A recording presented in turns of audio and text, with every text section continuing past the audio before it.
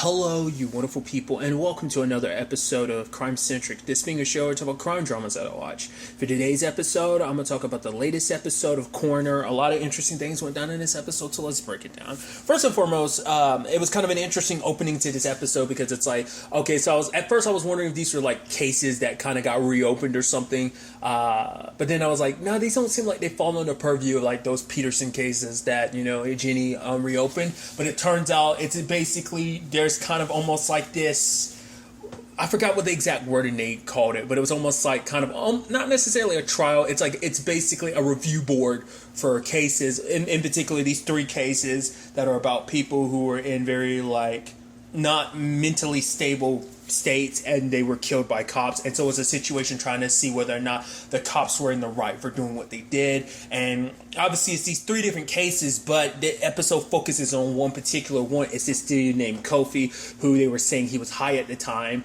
and that the police kind of had to respond, like they used a taser on him, but he still kept going. They felt like their life was in danger and they shot him.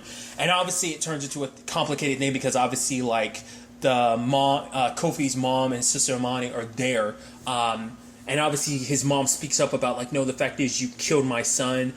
Donovan's there, and obviously he's a family friend and everything. And obviously the sister's not too happy about Donovan being there because it's like, you didn't do anything, because this has been going on for like a year. They've been going through reviews and stuff like that this entire time, not getting justice for Kofi. But like for Donovan, it's like it would have been, a conflict of interest, him being a cop and everything. Like he feels like it would have just muddied the water, him getting involved in stuff like that. He couldn't, especially considering they're from the same community he's from and everything. But obviously, Jenny's trying to tell Amani, like, you need to kind of keep, any questions you have to fit them within a certain scope of the conversation when it comes to, like, all of this. But obviously for her, it's like, do you have a son? And do you have a child? And she's like, yeah, I have a 17-year-old son. And Amani's like, I have a 15-year-old. And when it comes to them, I keep everything in my scope. So it's a thing of, like, how can you tell me to, like, not keep, like, these questions that are pertinent, how can you tell me they're not pertinent? Because obviously Jenny wants, for her, it's like, I want to get the truth. But obviously for Amani and her mom, it's like, we've heard this over and over again. It's like, we don't want Kofi's situation to get buried in even more police work, us being pushed back and everything. Because obviously she asked him a question because it's like, DeVoe, one of the cops involved, there's some stuff on his record where it's just kind of like some stuff that she was about to bring up, but obviously the other dude kind of representing the cops in the situation wouldn't let her. But the fact of the matter is, there were inconsistencies that even Jenny brought up, because it's like, okay, so supposedly the taser was shot from like 15 feet away, yet apparently like the second shot was actually from like 8 feet, I think is what she was kind of getting at. So like there were inconsistencies and stuff like that, because obviously they were saying like he pulled a weapon and everything, and it ended up being his trumpet, so it's just a tragic situation. But as time goes on, it's just that inconsistency who started bothering Jenny, because it's like, and I never knew this about tasers, so I thought that was kind of an interesting thing, that the farther you're away with a taser, the farther the the spread is for those. So it's like, for it to hit the places it did, you would have to be way closer than the cops were saying, because they were saying that they were at least 15 feet away. It's like, if you were that far away, the spread of the taser would have been wider than what it was. It would have struck him where it did if you were really that far away. Because obviously it's like, because obviously Allison shows up with some stuff about the body chart, and it's like, you said like it struck him in his right arm or whatever. He's like, yeah. It was like, yeah. You said his trumpet was in his right arm. It's like, well, left or right. Who? It's like, no, you both said it. But they also used the same terminology when they were describing like his state of mind. Like they used the exact same wording. Even though I was thinking like, that's a little weird. This is your partner said it, then you said it, and then you were about to say it again. But Jenny was like, yeah, it's that particular word. Like it felt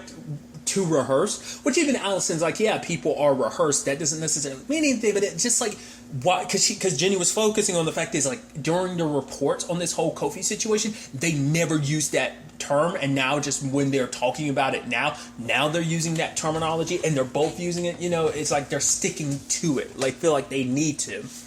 And so obviously Donovan starts investigating it on his own front, because I think for him he feels a little guilty that he didn't really do as much before. But he ends up going to the neighborhood and where Kofi had died. Like he was a musician and he was recording at the studio, and the guy's playing some of some of Kofi's music, because he's actually that community. Once again, Donovan's from there, so he feels a sense of responsibility, especially towards his family. And he's hearing like the last recording Kofi sent up, but it's like the cops were there talking and then they mentioned someone, and so obviously Donovan's looking for this third person they mentioned, and Malik ends up telling him, it's like, oh, there's another cop, because DeVoe and Bell, they were kind of like, Bell's kind of his flunky, and there was kind of another, like, they kind of got this like almost like frat boy thing going on where there's like a third person kind of involved in all of their things too. So Donovan's going to look for this guy, eventually bringing Jenny along, and he loves him being like, oh, you can bring your creepy cooler with it. She's like, it's not creepy. He's like, oh yeah, it's super creepy, because obviously Jenny's got her own struggles in all this, because she's and the others are working trying to like find any evidence, because they had that guy in particular who's kind of like on the more cop side during the review and stuff like that. He's up there because Jenny wants a 48-hour break, because for like the review and the case and everything, because she wants to get to the truth. Obviously Amani and her mom are like, we'll kind of do a sit-in, because if we leave here, we're worried that it'll be more and more pushbacks until for us to get any form of justice for Kofi. So they want to sit in, and obviously Jenny's not going to fight them on that. But Allison was there to kind of back Jenny up when that guy was kind of pushing her. And she's like, well, are you harassing my boss right now? And kind of was able to get the dude to back down. But Jenny's in that position where home dude, once again, I guess he's her boss, is telling her to kind of not do what she's doing, because it's like these cases, like you putting everything on hold for 48 hours. It's like, because obviously Kofi's case gets lumped in with those other two cases, but like Jenny's like, maybe they shouldn't be the same thing. But for him, it's like, oh, you're going to be basically saying that Jenny's going to be the death of him with everything. So telling her to return the samples and stuff like that. And obviously Donovan's on his way to see this third person. His wife shows up pregnant with a shotgun at the door. Immediately my brain was like, it's because the cops must have been harassing them or something. They kind of get into it, but they really don't get into it too much. But obviously Donovan talks to him one-on-one, because he doesn't want to talk in front of Jenny, because I think it's like from one cop to another cop, I think it's a thing of like, oh, you'll understand. But it turns out, we end up finding out from them, like, oh, Kofi, because the whole point was also like, Amani says this as well as the dude that was recording for him. It's like, no, like Kofi wasn't on it. He did a little weed and stuff like that, but he didn't even drink. Like none of those hardcore drugs that they're saying was in his system when they ended up killing him, because they were saying like he was so high they couldn't really de-escalate the situation. Because of that, they ended up, obviously killing him, and it turns into a whole thing of, obviously now finding out that it was a lie, because it's like, Kofi, there's no way he would have not done those drugs or whatever. And the fact is that, this cop confirms it, saying like, hey, he didn't do that. When it's all said and done, like DeVoe was messing with him, and it was like, okay, you can put your trumpet away. He, like, this particular cop was giving him the nod ahead of like, go ahead, let him put his trumpet away. And as he was putting it away, something was shining in there, and they shot him. It turns out to be his mouthpiece, and the entire thing has been a cover up. And obviously for Donovan, it pisses him off, because it's like, this whole situation's been going on for like over a year or whatever, and you could have done something. You could have told the truth. You could have done the right thing, but you didn't. So he's like, so I'm gonna see you in court in like 9 a.m. and if you're not, I will drag you there myself. That is a sad situation. Like, you could have done the right thing. It's that blue veil type of situation of like, you look out for each other. They told him, Bell and DeVoe told him to bounce, and they did. And it's like, this man, he was murdered, and you didn't say anything. You didn't stick up for him. And obviously Jenny and because obviously it turned out like, because Amani had said something about her brother being numb and kind of quiet, and it turns out because he was on antidepressants, and it can mimic a little bit like the drugs that they say that he was on. So now it's like, oh, he was definitely on antidepressants, and obviously Donovan welcomes like Jenny over to his place so they can like celebrate what they were able to accomplish in the case. And DeVoe starts talking about the fact is like, obviously, like, once again, he's from this community, and a lot of the community turned against him because he became a cop. So I think it's one of those communities where it's like, oh, the cops don't really come here for us. Like, they never get into it, but I think it's one of those communities where it's like, the cops never have our best interests. But Kofi's family was the only family that they were the only ones that never turned on him. They still welcomed him in, even though he was a cop. But because of that, like, he kind of distanced himself away from them regardless of all that, because he wanted to, hey, like, I want to come back the hero. I want to be the one that's able to unite the cops in the community and be like, you know, it doesn't have to be bad blood, that there can be something. And obviously that's a beautiful gesture that you can understand. And I think a lot of cops could, you know, it's a situation that a lot of communities and a lot of cops could benefit from having that type of relationship. You know, a lot of communities would feel better knowing, like, hey, there's a cop from here who understands what we're going through, who can be there to represent us. And I've heard that being an interesting conversation for some people. Have brought that up, that like a lot of cops should be from those communities, because when you're from the outside defending a community, you're less inclined, because it's like, this isn't my home. Yeah, there's this like almost like, I don't know if dissonance would be the word. Dissociation, because it's like, these are just, in your mind, maybe they're just civilians, but if they're family, if that's like, oh, this is the community I grew up in, this is family to me, you're gonna look at them a little. I mean, I guess you could skew it a certain way and be like, oh, maybe you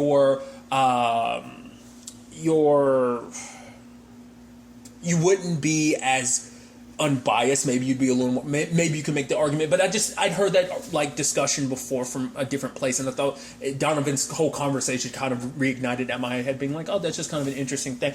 But obviously for him, it's like, he's so disconnected from the community that he was like, I didn't find out about Kofi's death until like a month afterwards. And he was like, and he even said this thing I thought was so interesting, where he was like, there's this part of me that was kind of hoping that Kofi did attack those officers, that he did it that all he had was himself to blame. He's like, basically, Donovan's like, do you know how fucked up that is? And that is. And I think it's because there's that cop side of him, because he doesn't want to believe. He's like, no, because there's that blue veil aspect that even he's immediately being like, no, there's no way, like, my fellow boys in blue would do something like kill a man in cold blood type of thing. It's that complicated. Once again, it's like Donovan as a black guy, also from this community, and being a cop, it kind of pulls you in different directions. I mean, because even Donovan has to deal with it in the episode. Like, there's that cop that was trailing him earlier, being like, oh, you missed something. And he was like, excuse me? He's like, no, I didn't. And he was like, I mean, you have been following me for a while. She's like, you need to get, show me your ID and stuff like that. He's like,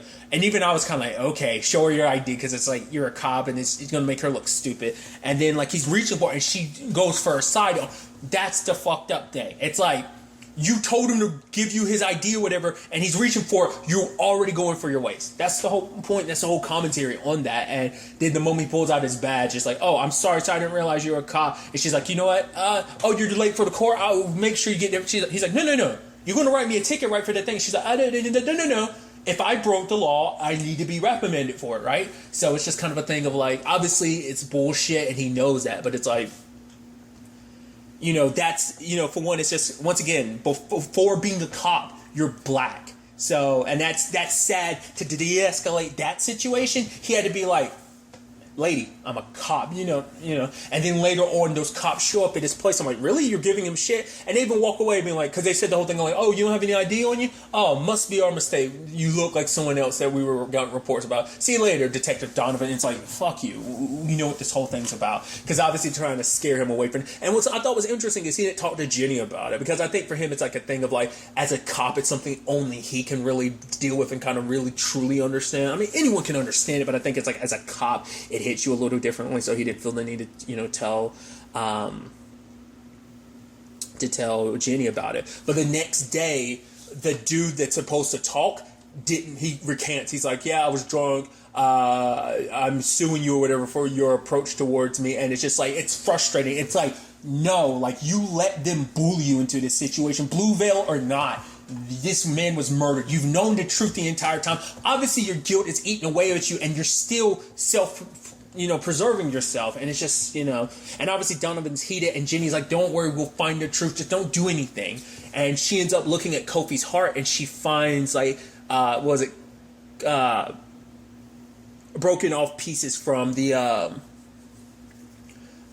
stun gun. And the reason why it's because it's like, for it to be in his heart and everything, it's like, because they fired it afterwards, so it's like he was already laying down, and Alan's like, why would he be laying down? It's because they'd already killed him. They did this to create their narrative, but his heart was already pumping because it was so close at the time. It hit where the gunshot wound was, and obviously his heart was still pumping, so some of that confetti fell into his heart. So it's proof that, like, you know, that their whole statement was a lie. So they got them on that front. But Donovan, I was like, dude, like, he went over to DeVoe's place. I was like, dude, don't do this. You're going to probably ruin the investigation in some shape or form.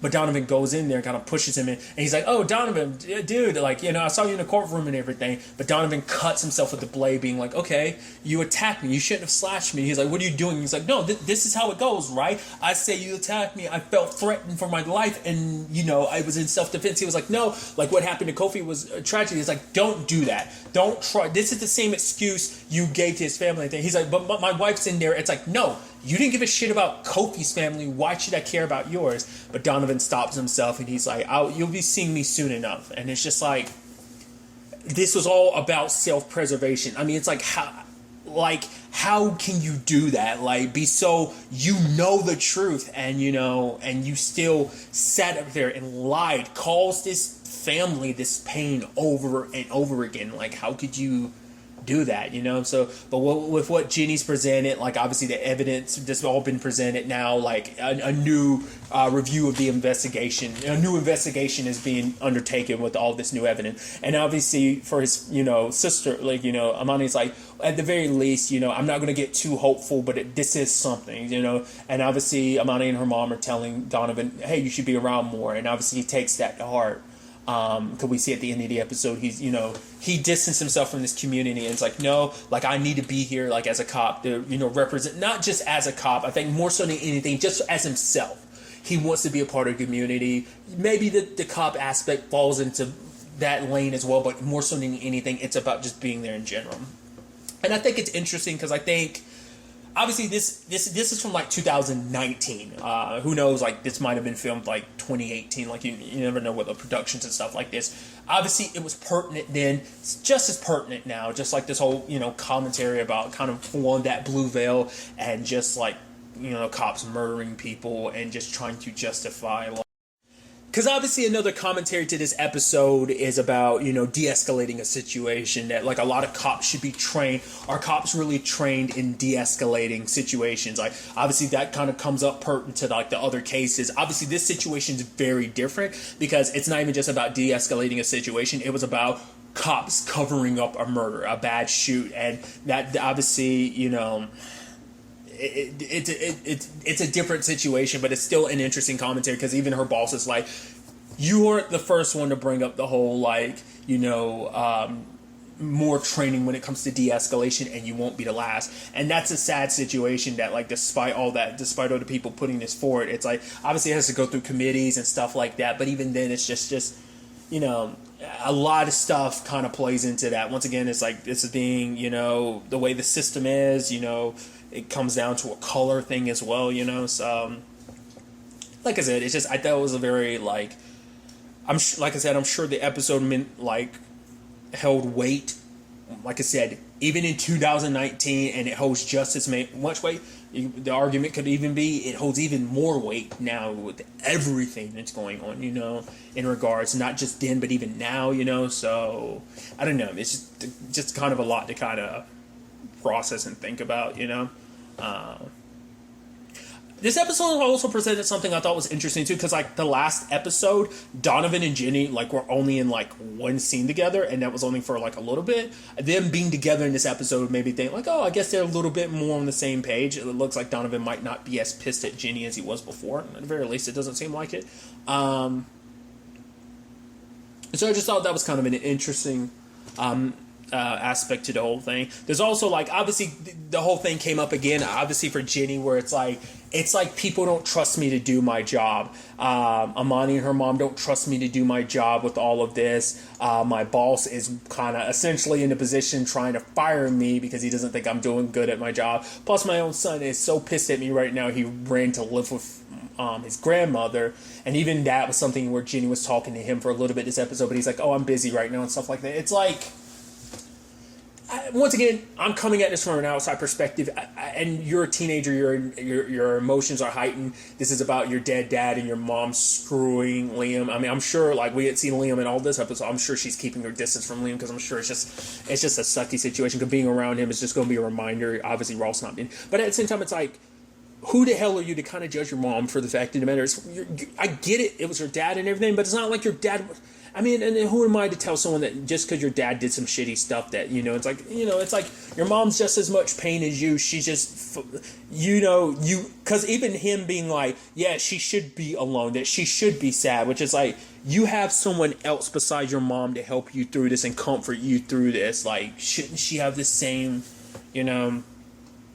leeway? And that's, once again, it's not as black and white as I make it seem. Like, it's a lot more of a complicated thing of humans feel the way they do. Like, I'm not trying to shit on Ross for feeling the way he does. You just kind of I legitimately just do feel bad for Jenny, because it's like you have a lot of complicated feelings with all of this, because it's like, yeah, in Ross's case that was his dad, but it's like for you that was your husband, and he lied to you, and he put you and Ross in a very unfavorable position, and you want to feel good, you got all the stress at work to it's a lot, but once again.